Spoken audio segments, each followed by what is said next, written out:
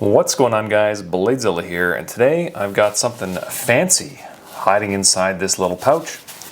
This is a BMKT NF production prototype that was sent to me by the big man himself, and wanted to do a quick unboxing. Haven't spent a whole lot of time with it. I've just literally opened it and flicked it, but wanted to kind of give you the whole experience of kind of the knife. Some initial impressions. I know it's a pre-production knife, so there's going to be some adjustments kind of going through it. So let's kind of take a look and see what we can get up to. Not sure if this is a case that the knife comes in. I'm assuming it's not, but let's not focus too much on that. So here we go. Let's get started. So, first and foremost, this guy's going to be offered in two colorways, kind of a black and a titanium, so I believe it's a PVD, and then a couple different patterns on the knife itself. So this is what I would call, my configuration, plain Jane tie. That's always been my kind of look. So where to get started on this guy? Well, let's take a look at the knife, do some measurements, do some weighing on it as well. I've got a spec sheet here. I'm going to try to not read it line for line, because that's not really how we typically do these videos, but at least it kind of gives us an idea of some of, a little bit about the knife, some of the changes upcoming, and that kind of stuff. So let's get started there. As a reminder, guys, check out bladezilla.ca. Bada bing, there it is. That's my site here in Calgary, Canada. Lots of good stuff. Just added some Blade Show West 2025 items on there. The super sick Malibu in the Crimson Tiger camo. Oh, they are gorgeous in hand. They're not carbon fiber, by the way. That's an aluminum with some paint on it. It looks fantastic. Have some Marfione Custom MSI minis, some Strider stuff, some Shiros, some Anzo Tokos, some Machine Wise, all kinds of great stuff. CKF, TRM, ProTech, Microtech. Oh, just the list goes on. Shiros, you name it.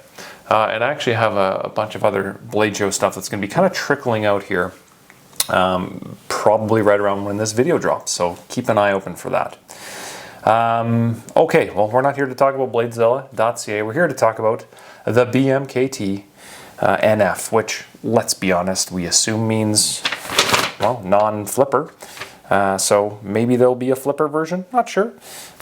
This is all part of the fun of speculating and guessing what's going to be coming down the pipe. So we'll start with some blade measurements, some overall length measurements, etc. So overall length, this guy is coming in at, it appears 8 1/4. That's kind of what I'm getting. Remember, my measuring tape is not a machinist measurement and all the technical programs, so plus minus a little bit. So it looks like 8 1/4 or so. Blade length, I'm getting about 3 3/8. It's probably cutting edge, well, 3.5 to the center. Yeah, it's probably around cutting edge of 90 mil, somewhere in there. Handle length, let's also get that. Let's close this guy up and get that handle length for you guys. And we are coming at 4 3/4 roughly, somewhere in that range. So really good size overall, and we'll go through some lineup comparisons, etc. So, well, BMKT, if you're watching this from the US, say for example, I know in Canada right now, a lot of guys know about BMKT.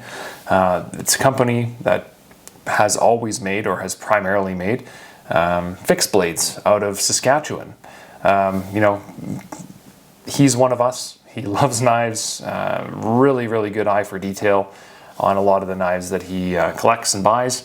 And, it's clearly a passion. So my understanding is this is their first foray into the folding knife category, which looks, a lot like their traditional layout on their fixed blade knives. So really cool. It's the kind of thing that if you like their fixed blade, you put this in hand and, it feels like mom's spaghetti. It just feels right immediately. It's got some good weight to it, which we'll get into. Dimensionally, it's right on the money. And size-wise, it's where you'd want to start. So, we've kind of had some larges, some small Explorers come through, and this just feels like the right size. So, and it's in that right space, that 3.5 inch kind of range for an EDC carry. Let's get a weight on it, and then we'll kind of go through some specs. You know, this is obviously not fully milled and whatever, so remember, take this with a grain of salt. This could change quite a bit with time. And let's just do this. This might be easiest to get a weight on it because my cloth is kind of hiding on me right now. So zeroed 4 ounces maybe, 4.9. Let's do that one more time, zeroed 4.9. So 4.9, which is kind of what you'd expect for this. It's a big chunk of titanium. And let's see, is there a ton of milling inside, or is it pretty light? Oh, there's a lot of skeletonization on the inside of that. That's kind of surprising. So to give you an idea on this, I believe they're doing a pre-order in November or early November 2025. I'm currently filming this kind of late October. So, or I guess late October-ish. It should be going up late October. And so early November, they should be doing their pre-order. So specs on this guy, this is an S90V blade, titanium handle, obviously. This particular one, and I don't know if this is staying, so this is why pre-production stuff we're always trying to be careful on, but we've kind of got a two-tone blade on here. So we've got a stone wash and a satin flat. It looks real sharp. Pun intended, obviously, but it really does look really good and sharp and nicely done. The OEM on this guy is actually made by Bestech. So, you know, some of the best in the business right now, I'd say Bestech and Riot are the gold standards right now. I'm assuming that's going to stay for production, and that's absolutely what I would be using as well. Price point wise, there's going to be some range on the price points depending on configurations, my understanding. So like I said, there's a PVD option and then a stonewash option on the blade as well. So, you know, I think it's about a $20-ish price point swing, right around there, 20, 30 bucks, something like that, depending on the configuration, whether you want milling on the handle or not, I think is kind of what it comes down to. A couple really nice little details. So it's got a ceramic detent ball hiding inside here. And this is where I'm trying to integrate some of the specs that I have in front of me, by the way. So if it doesn't sound as genuine, you will be picking up on that. So ceramic detent ball and an over travel stop, pretty cool in there. You know, these are the details that when you're a knife guy, you're really speccing what you want and what you've probably liked over time. Like, this is not someone on an Excel spreadsheet speccing a knife. This is a designer that's into knives. You can clearly tell in the details. You know, that S90V blade, for example, not M390. S90V is an awesome material. So ceramic detent ball. Obviously, it's a frame lock with stainless steel lock bar. That's pretty cool. You don't ever hear what that insert material is for that lock bar in there. They always just say it's like tool steel, right? Mill tie clip instead of like a stamp tie or like a rolled kind of stainless clip. So it's actually milled tie. And guys, if you're a Shiro loyalist like I am, you'll notice that is internally attached. There's no bolt. So that's very intentional. I love that kind of stuff. Hardware T8, I believe it looks to be. Let me just take a look on the sheet. Yeah, T8 hardware, there you go. Handle, blade thickness, 3.9 mil. So essentially 4 mil blade stock as well. Quite nice. And what else do we got here? Pivot system. Okay, here's where the fancy stuff kind of comes out. So we talked earlier about how it has that ceramic detent ball. Well, guess what? There are 9 ceramic balls in a hollow brass cage. So that's the notes right there. There's my non-genuineness in terms of how I'm presenting this. I apologize, but here we go. So 9 ceramic balls. So it's a ceramic ball, ceramic bearing system, which doesn't come on many knives, particularly from stuff made by Bestech or Riet. Normally that's a cost that you would add to the knife, which gets compounded through a supply chain and ends up being X number more to the retailer, X number more to the manufacturer, X number more to the consumer. So You know, obviously they've kind of foregone that and said, I want a ceramic ball bearing system in here. And like, it's super obvious and clear with the knife itself. It floats fantastically well. I'm actually floored by that, actually. And remember, it's pre-production, so you don't know how well this has been built, who's given it QCs, who's given it that extra love. I have no clue how much time this is spent with the owner of BMKT as well. If it's been flicked 1,000 times and now it's fully broken in, I don't know. But to me, it's, you know, no play, silky float home smoothness, and I assume it comes or as a result of those ceramic bearing systems. So installed, I should say, 9 ceramic ball and hollow brass cage, included skiff thick washers. So that is another little cool thing. So I guess they're planning to include it on washers as well. And they call them thick washers, and that's a phosphor bronze. So if you want it on bearings, and you want that silky smooth kind of Shiro vibe float to it, great. If you want to kind of convert it into more of a hard user with the phosphor bronze, it's not going to float as smoothly, but it's also going to not attract dirt, dust, pocket lint, etc. into the bearing system, and, you know, require that rebuild over time. You see a lot of knives that are kind of used in the more marine environments on bronze. Well, let's be honest, they're more fixed blades than anything, but you know, anything that would be near water or sand particularly, you kind of want phosphor bronze because it's hard to get things inside that system. It's more of a closed system, if that makes sense. It's not a sealed ball bearing ceramic, blah, blah, blah. It's just, there's not a lot of room for things to get in between a titanium frame and a blade. So on washers. So there you go. Optional add-ons, skiff rocket glide bearing. That's where there's 13 ceramic balls in a phosphor bronze cage. I don't know what that looks like from a production standpoint, but certainly it's cool to have that as an option. So aside from that add-on or potential available option, I'm not too sure how that kind of works. That's pretty cool. So let's show this other spec sheet here. I'm going to show you, well, I'm going to actually just show you the spec sheet.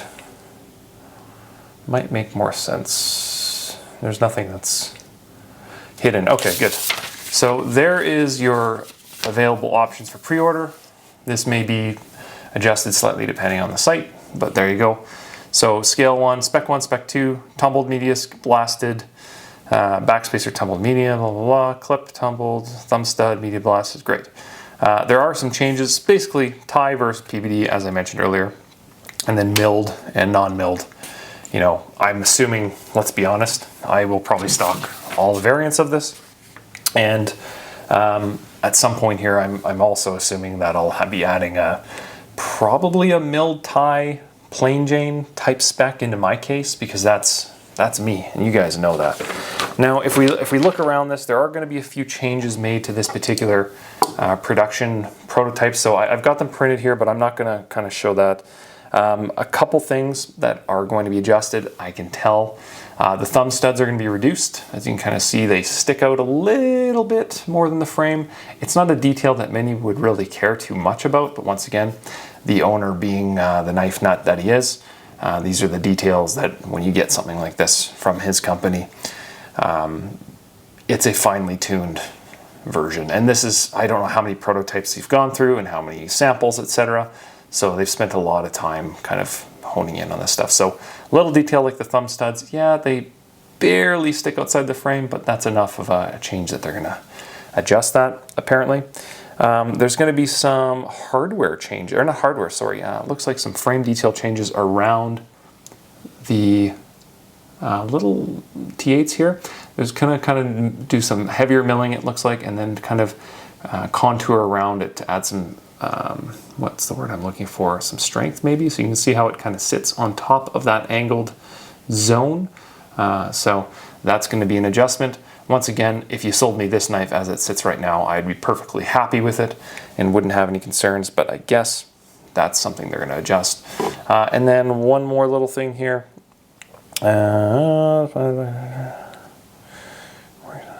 I guess they're adjusting around this backspacer a little bit slightly. It looks like they're adding some design elements or language there. I don't have a problem with the current configuration, but it sounds like there's just a little slight change to that backspacer. Nothing crazy. And then a deeper chamfer will be added to the lock bar to reduce thumb fatigue when closing. Once again, I don't really have a problem with the current spec. Ooh, it's even raised. Ha! Look at that. It's even raised. This is like my Shiro dream right here when I always roll the F95 or the Hattie. I always say, oh, I love how the lock bar is raised. And actually looking at this is a very long lock bar. So that's pretty cool as well. And body screw. The body screw will be moved inwards, slightly moved away from the scale's outer chamber. Okay, stuff that doesn't really matter to me. And then I guess a more aggressive milling spec on the BMKT logo, which looks great, but maybe they're just trying to make it a little more coarse. So there's some I would say these are pretty minimal changes that they're making to the knife overall. Well, that's kind of the rundown of the knife. Now let's see in hand how it feels. So you guys know I'm an extra large glove, and I've got a full finger of room on the back of this guy. I should also add, like, I love having that there's an extra finger worth on this handle, because when it comes with the phosphor bronze spec, you know it's going to be a real good user. And if it's a real good user, you're probably wearing a work glove on this from time to time. So having that extra room on the handle is a nice touch as well. The two fingers on my front here, my pointer and my middle, sink nicely into that handle. Real nicely, and just nice and comfortable. My back too, on that kind of recessed, angled contact point, just fits real comfortably as well. Very nice. No hot spots, no sharp edges, just a nice smooth milled piece of titanium. Quite nice. That action just to die for. Speculation wise, when I see NF, non-flipper, I'm just assuming, and I don't know, no inside knowledge on this one, I'm assuming there's going to be a flipper. Why else would you have that? And if that's the case, I would love it. But let's be honest, this is where you want to start with. Everyone loves thumb studs. Everybody loves thumb studs. I also love the design language on this and how this whole back side of the knife is essentially closed off. And just looking at how much stuff that's actually going to in your pocket, or it's whatever, it's going to be harder to get things through that slot and onto the blade. You know, a lot of knives, they leave this open, and you know, ultimately that's just leaving your blade open to kind of being attacked by coins and keys and whatnot. So I dig that this is kind of closed off, pinched in. That's a real nice little feature as part of the handle too, not just an added on part of the backspacer. So that's more titanium that's going to be added to the design, which usually means an increased cost, but I don't think that's really the case on this knife. Let's take a look a little more on that inside for some of the milling work as well. Big pockets taken out. Oh, and underneath, nice stonewash backspacer. 1, 2, 3. 3 big thick pockets of milling. And on this side here, also 3 big pockets. 1, 2, 3. Balance-wise, are we getting a good balance behind the pivot? It's a little back heavy, I'd say, currently. Oh no, maybe not. Just behind the pivot, it's balanced. So there you go. You can't really guess too much based on the fact that it's not an actual production knife, right? So things change, things adjust. You also have that lanyard hole. Keep that in mind. That very stellar-esque in nature. So if you want to run a paracord, piece of leather, etc. through there, you certainly can. That's not going to be an issue. Looks great. Looks really good. And blade centering, excellent. Nice tolerance in there. In terms of sizing, well, I normally do this pretty early in the video, so I guess I should probably start with a couple models and kind of work our way in and around the lineup. So we'll do that Hattie.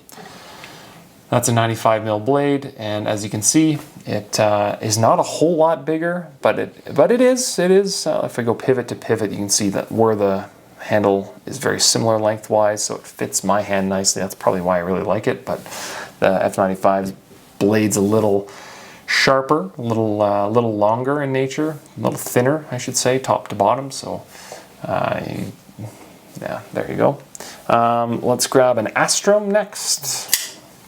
Much pointier knife overall, more of a big neon letter opener style knife. My 2024 knife of the year, as you guys hopefully know, but if not, I don't blame you. An F95 braces. This is a phosphor bronze special edition knife just from maybe about a month and a half ago, something like that. I think it's one of the coolest Shiros that they've recently launched, which, you know, there you go. A nice comparison with the BMKT.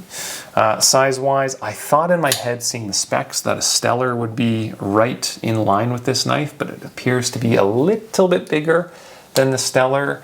More boxy in the handle, obviously. Blade-wise, very similar to that Stellar in size. So, blade-wise, if you like the Stellar size, I think you're just about bang on there.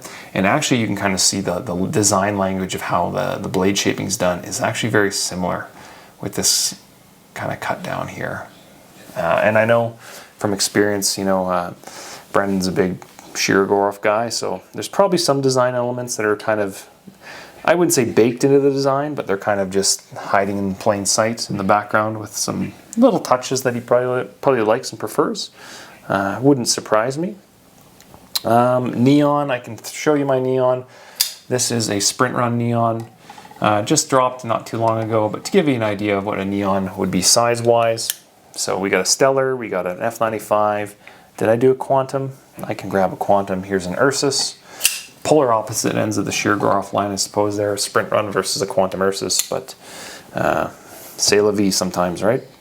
And then another Canadian maker. Why don't we do this as well? This is a Stang Pyrenees from Alberta, actually. And this guy's a couple of years old, I think now. But phosphor bronze, mid-tech, really cool knife. And you know, here's a couple absolute bangers from Canada. Might have to do a little photo shoot for these guys. We also, you know, two great guys to be making knives in Canada. So super sick. And then we're going to do a couple other comparisons here. We'll do a large Sebenza, just because everybody and their dog knows what a large Sebenza looks like. And let's be honest here, guys, this is very close in size to a large Sebenza overall. So I think that's probably the closest knife in my collection that I'm just looking handle and blade wise are like almost identical, I'd say. So if you like a large Sebenza, which I think you know, 3/4 of knife collectors will probably have a large Sebenza somewhere in their collection, you'll like the BMKT. There's a small as well, just for reference, S45VN drop point as well. So there you go. Pretty cool. And let's slowly put a lot of this stuff away and try to make, do we want to do Zahn? I'm feeling a little Zahn-y today. Just because of that thumb stud, it looks good. So, and who knows what that milled version, that milled spec of this handle will look like. If they throw, I think it's more, it's not cross-hatching like that, but I'm curious to see what the milled spec looks like. So, there you go. More Zahn-y than the large Sebenza. You know what? I withdraw what I said about the Sebenza. I think it's certainly more Zahn-y. That's so cool. And the fact that it comes with phosphor bronze on the washers as well as an option, that's just such a sick little add-on. Okay. Well, where else do we go from here on this guy? I love the blank hardware, and that it's kind of like a circular mill. The light kind of hits it, changes it ever so slightly as well. I know it's plain, but it's a nice touch. So aside from that really nice looking hardware there, which looks great, you know, everything kind of matches on the prototype overall, right? The hardware spec, you know, that blank here, the kind of spun hardware there, it looks really good. I really, you know, if you would have sent this to me and said, this is the final version, it's coming out in a couple weeks here, I wouldn't even be surprised. I'd say, yeah, you know what, it takes a lot of the boxes and looks great. And you know what, my little guy here beside me thinks identical as we film this together. So apologize for him if that picked up on the video. But, you know, it doesn't shock me that you know, they're trying to tweak some stuff, but I just go, I think this is already perfect from my perspective. You know, say what you want, okay, a different logo adjustment, great, that's fine. It's not on the blade, right? That's the main thing to me. The logo is not on the blade. I love that it's on the handle. I love that it looks, you know, there's some vibes with Vero here in the sharp lines and the edge work. I love that. Less is more sometimes. The keep it simple, stupid kiss. That totally applies to this knife. You know, it comes with bearings and washers. You can kind of make it your own as you kind of see fit and what you want to do with the knife. You've got the lanyard hole if you want to extend and add a bead or whatever. It's just, you know, a lot of really cool options that you can do with the knife. Silky smooth on the bearings as well. Like, just, to me, this is a home run. And I don't know how BMKT does not sell every single one of these they make in a very short period of time. You know, just with the loyal following in Canada, I'm telling you guys, I know Bladezilla has a fairly reasonable reach outside of the country. And, you know, I want to say this to my American buddies, get these while you can. Because, you know, when a Canadian maker does a pre-order, it's not like it's not like they're bringing in a ton of these in to support, you know, like 10 times the collecting set down in the South, in the US. So my suggestion would be, if you like the knife, there's probably not going to be a ton of them overall. Get on it early, because they're going to be gone, and you're going to probably have one of the first, if not the first, production folder that's ever been done by BMKT. So that's super sick. You know me, I'm a Shiro guy. I like quality. I like nicely made things.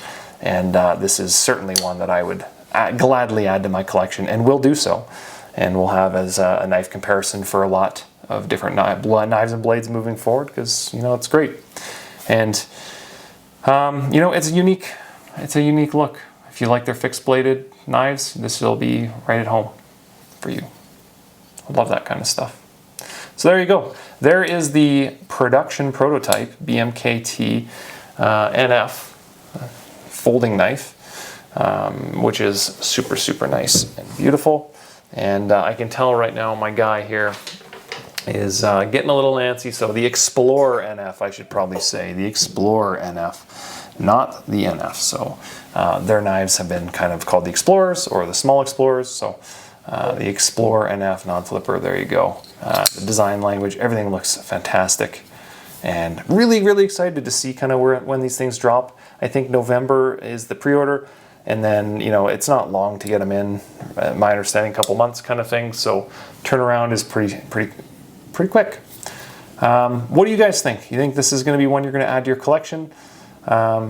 Should I be bringing in a bunch of these for the site? What are you guys kind of thinking here? I'm thinking I want to bring some in for the site and stock them and flip them and play with them, and hopefully have some of my customers that like the knife and want to try one out. So it's certainly going to be a good one. So keep an eye on that as it comes down the line here. But for the time being, guys, order them through BMKT's website.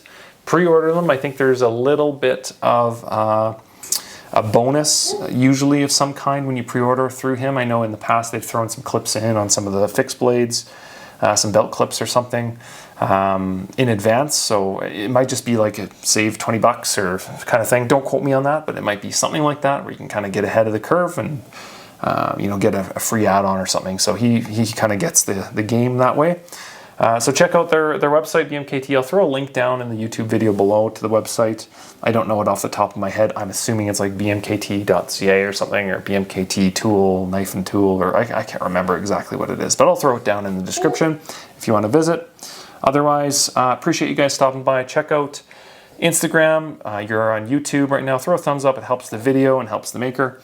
And then, TikTok, Threads, Facebook, pretty easily accessible to see the Bladezilla content, as always, on Monday and Thursday mornings at 7 a.m. Eastern.